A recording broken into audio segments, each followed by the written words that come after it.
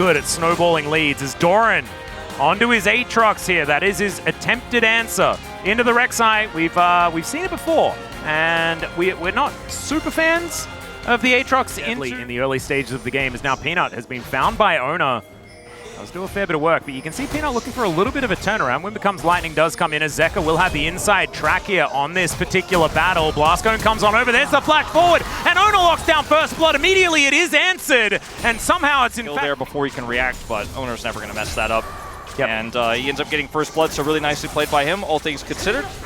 See here, Carrier is hit by a rain of arrows, and I was just checking to see if Summoner Spells is okay. Peanut's coming on over. There's the flash forward as Carrier does so much damage. Peanut's burning down! It's a 1-for-1 once again, but I don't think Peanut was expecting to die so instantly. Didn't have flash from the previous play. Well, he is very dangerous with Spirit Rush available. There is an equalizer, and Zeka, he's down to 100 now underneath this turret. This is so dangerous.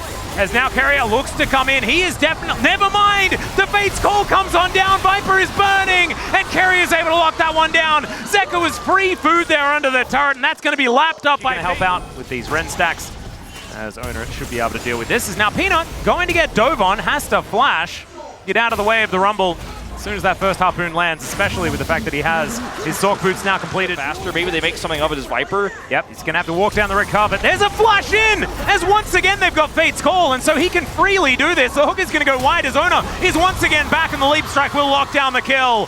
And now Delight is trying to grab one back, will be able to do so as Carrier will help grab some plate gold. Weaver's Wall going to come in as well as Zeka. He came from the other direction. That's absolutely insane. Match that, or Faker in this case. Dear. Peanut stayed. Yeah, Peanut, he's still here. Gumayushi's at full health. They're still going to go for this dive. Threaded volley is fantastic. There's the seismic shove, and Peanut, he wasn't going to die to that. No, there's like almost, I mean, there is literally nothing you can do in that situation. Maybe just like regular walking, but no Callista really wants Lights out.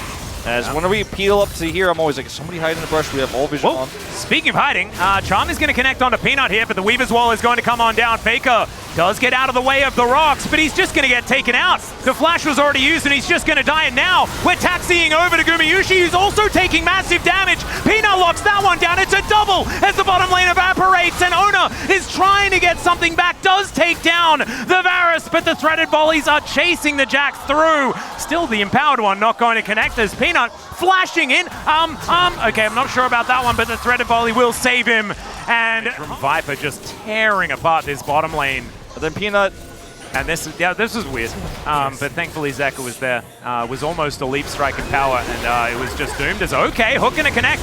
On to Carrier once again. Chains of Corruption, pretty powerful as well, as they're now just right in the back of this pit. Peanut gonna be taken down first though, as Zeka comes on in finally. Carrier keeping himself alive for so long, but will finally go down. And it's a 2-for-1 again here for Hanwha Esports, but Faker closing in. Gumayushi still here as well. Charm going to land, and Faker pops like a balloon. Delight has been a god today, and that's not gonna end in this game. He has the Titan's Wrath and sort of re-engage.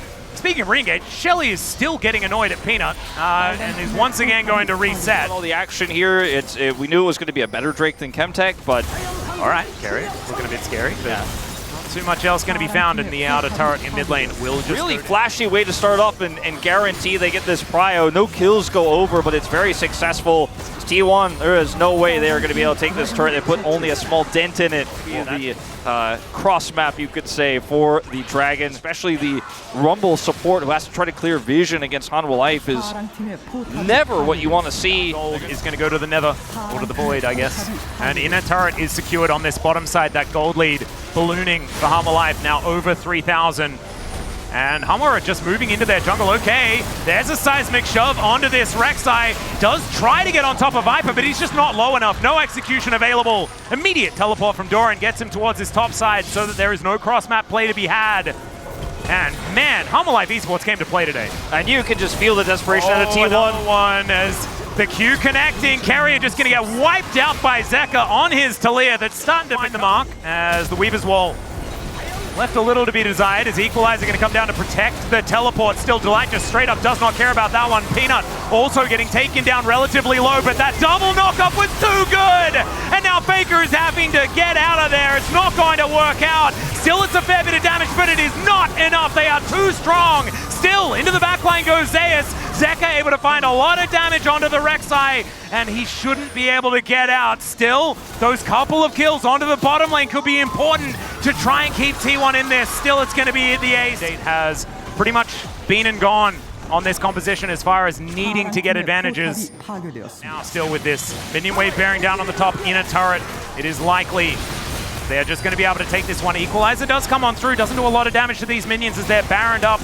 And the flash out from Carrier as, all right, Doran, I'm not sure about this one, but still, he pops the World Ender. He's going to go down, but Carrier should follow suit. Zeus gets back underneath his turret. Faker is just in the side lane trying to get them whatever bounty gold they can find.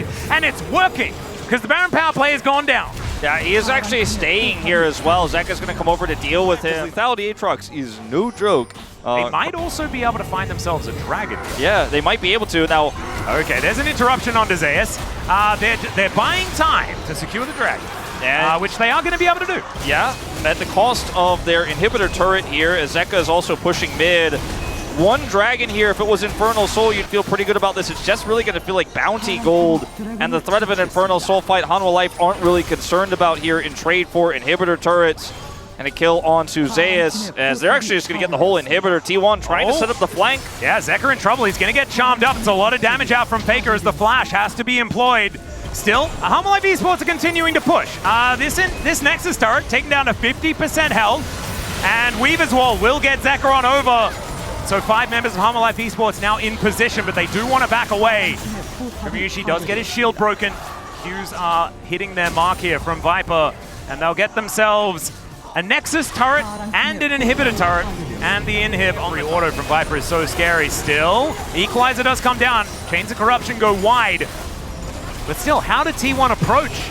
There's rocks on the ground. There is so much poke available here as well, and there's a hook that's going to connect. The charm lands onto Viper. Zeus gets into the backline as well, and Viper is going to be taken out. Delight is extraordinarily low. They take down the Rumble, but T1, this is the best fight they've had so far, and Gumayushi is still untouched. Doran trying to get some work done, but he goes all the way to the sky. Oh my god, never you mind. This Aatrox is too big, and he's just jumping all over the top of T1. He missed a lot, but it doesn't matter. He's Lethality Aatrox, and he won't miss the autos. And once he gets on top of Guma, he takes him out there. Great fight for T1, all things considered. They thinned out the wave with the Equalizer. They focused down Delight, even with his arm guard there. That's a lot of tunnels for Zeus here, as Doran, he doesn't quite have the longevity in these fights that Zeus has, but he does have a lot of minions inside the base. And that last Nexus turret here gets very low with Carrier respawning. Even he is going to struggle to clear this one up. Down it goes. Yeah. So now it's just an open Nexus. Has been completed. Cyrilda's now done as well, as now Hanwha Life Esports getting to work on this Baron. My god, it goes down so quickly. The wall is put in the way of T1, and there's nothing they can do about it. Hanwha Life now with another Baron ready to push down on an exposed Nexus, remember. Faker loses a third of his health bar just to one arrow. And doesn't find the charm, as Delight will find the hook onto the Rek'Sai. Not exactly an optimal target. And now Peanut, he's going in. Equalizer goes down. Crescent Guard, my god, this damage is disgusting! And Hanwha Life will just get rid of the bottom lane immediately. The knockup comes in, the prepared seismic shove.